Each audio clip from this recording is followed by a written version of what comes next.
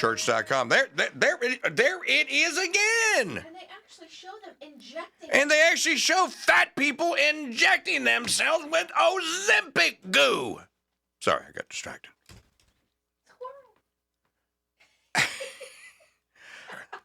I mean, show them. Show everyone at home. Show them the commercial. Go to road.co/insurance for your free insurance. Give them the biscuit. Give them the busket. Show them the busket. I'm trying to perform this radio show here, and I look up at the TV, and there's a fat broad, and as Al Bundy would say, an overflowing glacier of a woman. There's an overflowing glacier of a woman there, actually injecting herself with an Ozempic syringe. Milka, what? You have people going blind from Ozempic. And then you have this parade of fatties on TV being shown injecting the Ozempic. This is the new weight loss. This is weight loss the way it used to be. Where's Jenny Craig when I need her? Where in the hell did Weight Watchers go? What was the other one? Weight Watchers, Jenny Craig. What was the, don't tell me, I used to do ads for them. The meals. They still do meals and stuff. Yeah, but there's a company, oh, golly. Nutrisystem, thank you. You know what we called it? When we get a call for a Nutrisystem ad buy, and they'd make us sit in with the ad agency. It was like everyone was like, "Oh no, dude, they're gonna make us sit." Everyone hated New Year because you knew you were gonna have to sit in on this phone call with the advertising agency that did Nutrisystem, and they were gonna roll out their new Dan Marino diet plan or whatever. And the worst part is you knew that they were going to ask you. So we've arranged for all of you to get a 1-month supply. No! Don't please! I changed my address. And then they go, so we're going to have a follow-up meeting in a couple of weeks. We want to hear what you guys have to say about the food. And everyone in the background on the call is going like, and chewing the gag me with a spoon thing. Some of these, seriously though, you lose weight because you go like, I ain't eating that. Like, I'd just rather not eat. I'm not eating that. You really will lose weight. Some of those plants. Why aren't they suing?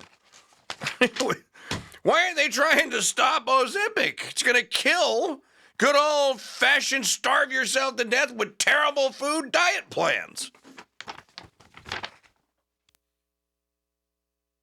All right. Now you can play the Trump clip. Play digital media file number 1. Look, I think this is this is what's happening here with MAGA 2.0. Actually, I think this is MAGA 1.0 because I don't think there was any chance at MAGA first go round. What I think is happening is during the 4 years, and especially during the last 2 years, when they tried to literally kill him and then lock him up in jail and his family and ruin his business, Donald Trump, the businessman, the art of the deal guy, realized that he was going to have to use his real-world business skills next time around. He was going to have to be the art of the deal-making guy that got him to become Donald Trump in the first place. He couldn't be the TV guy, the patriot dude, kind of turned president who was going to hire all the usual suspects, but he was going to give the orders, and then he was just going to sit atop of this guy. Because when he got in there, he went, "Oh man, dude, this is so messed up. What in the hell are they doing? What is this?" This go around, there was some resolve. And the resolve was, get me back in there, and I am going to take a wrecking ball to this joker. And I am only going to appoint and pick people who are going to be wrecking ballers. So what is happening this go around is that you got one shot at this. You got to get it right. And if you get it right, yes. See, because, ladies and gentlemen, this is why you pay me the little bucks or no bucks at all. This is the gambit. Let me lay the whole thing out for you. If Doge is successful, and I think that we only know about 10% of what Trump plans to do. I believe that piece that I read from Kurt Schlichter yesterday, the White House attorney, where he was saying, like, we have to get this done early because we're going to defang them. We're going to stop them from doing this for the next 2 years. So let's go ahead and do it. Let's get it over with. Fight it out in the courts, fine. We're going to win, but let's get it over with. I think that these are like the layups. Like I said the other day, this is the basketball team warming up. You know, they're doing their, did you do the figure eight drill? You know, the figure eight drill in the basketball. This is the guys, this is the team doing the figure eight drill. They're practicing their layups and their jump shots and their foul shots. They're doing all that.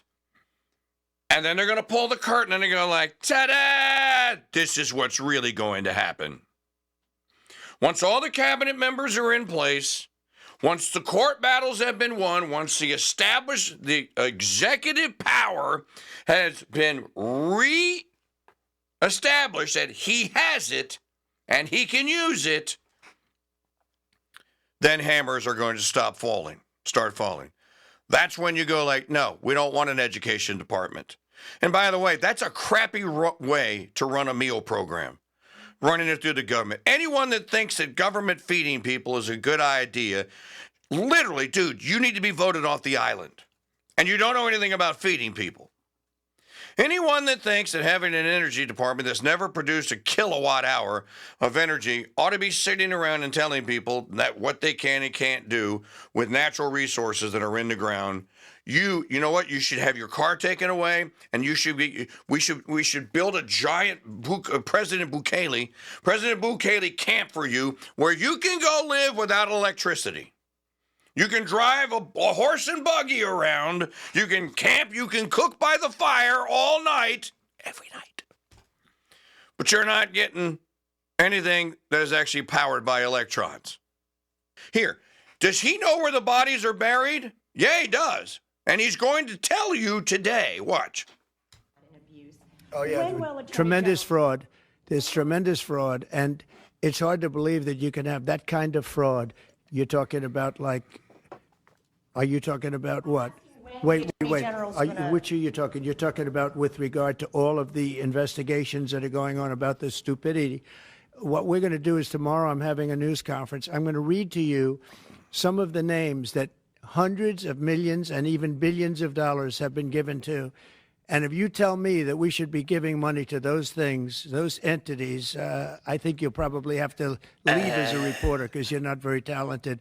When you look at the kind of money, billions and billions of dollars being thrown away illegally, and there's no chance. I mean, I say it in front of our Attorney General. There's no chance that there's not kickbacks or something going on. When you give millions and millions of dollars to somebody that stands to look at something for 15 minutes and walks away with millions of dollars, that money's coming back in some form. And that's only one form of corruption. The biggest thing is what they do to our country. They're taking massive amounts of money and spending it on items. I went through a list of 200 expenditures that were made, and I found 3 that looked like they were reasonable. Okay, 3.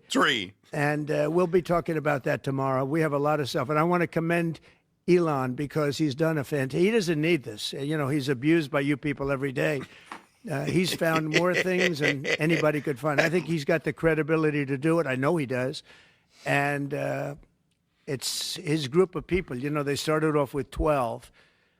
I call them 12 geniuses. They started off with 12, and they went to 20 and 25, and now they're up to almost 100. People are joining to help them because there's a massive fraud that's taking place. By the way, they're all volunteers. Big balls volunteers.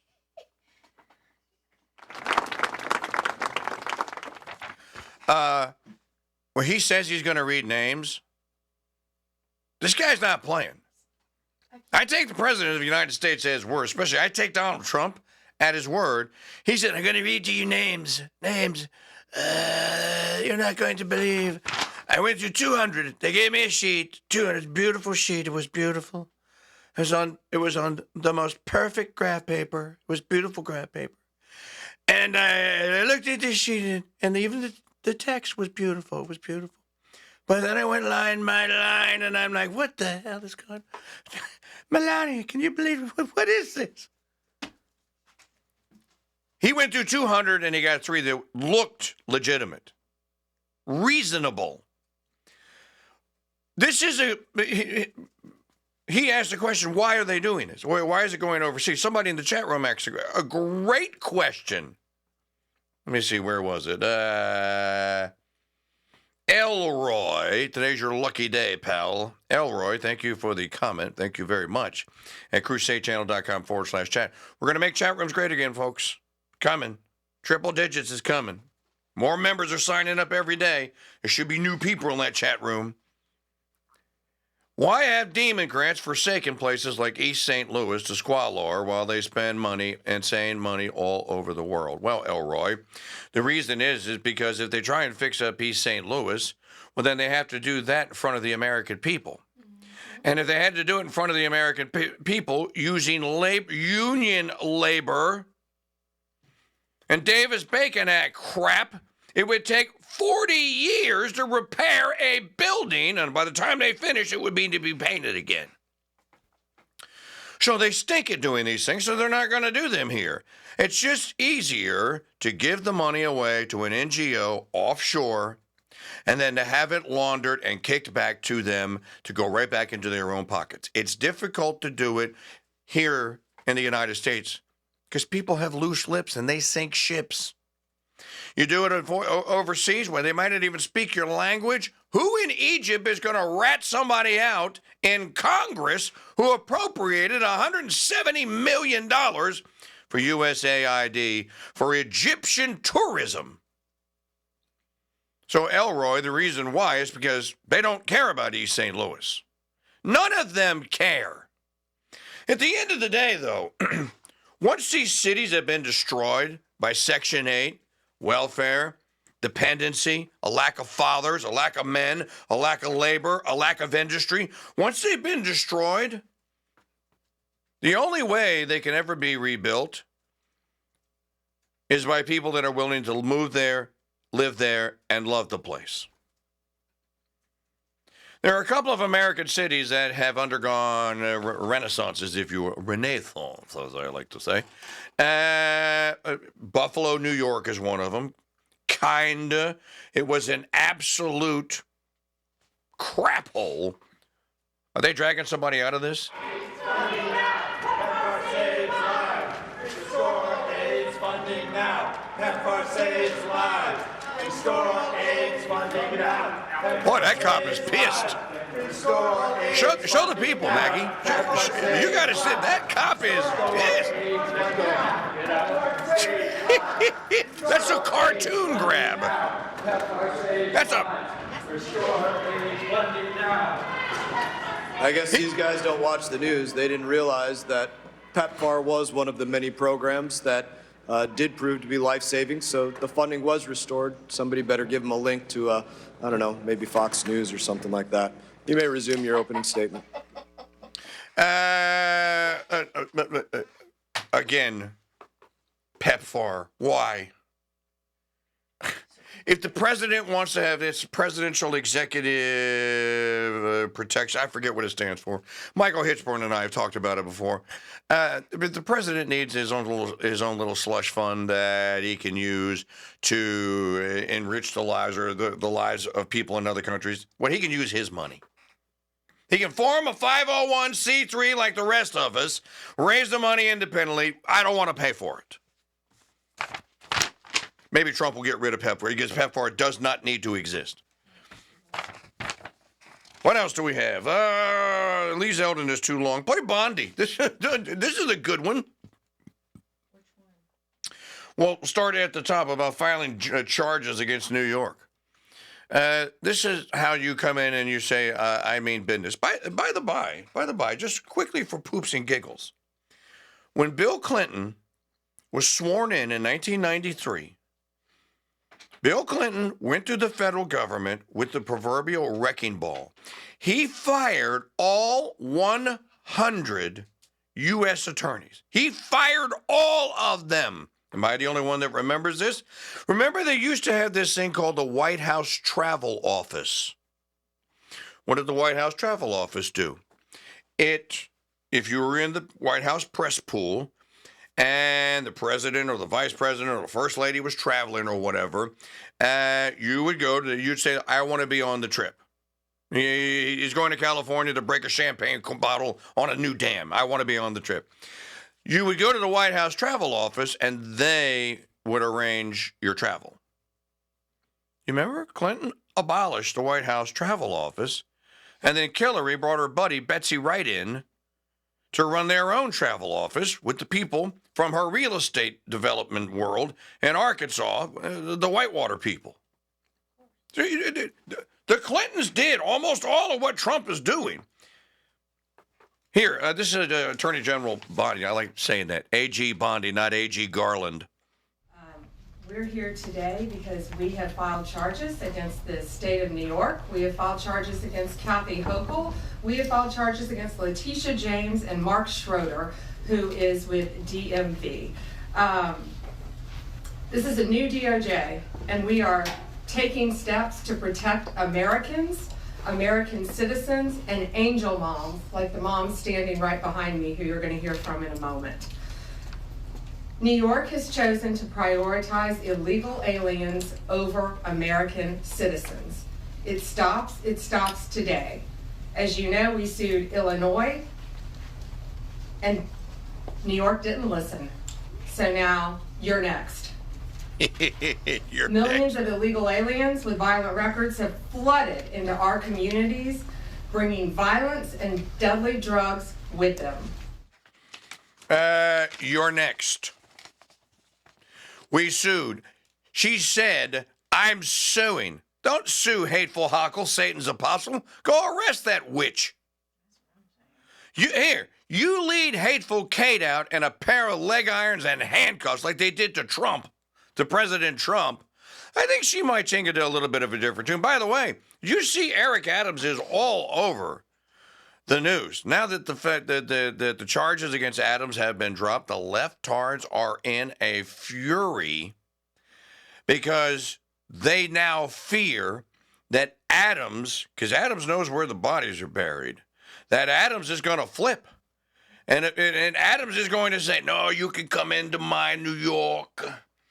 I told President Trump and Director Holman, this is New York. It belongs to New Yorkers, not the Mexicans.